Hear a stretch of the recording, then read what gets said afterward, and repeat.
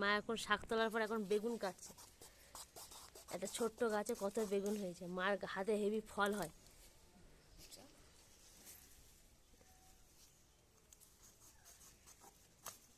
কতগুলো বেগুন হলো। আর আছে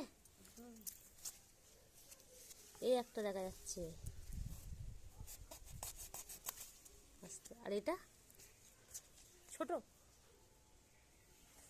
থাকবে ওটা।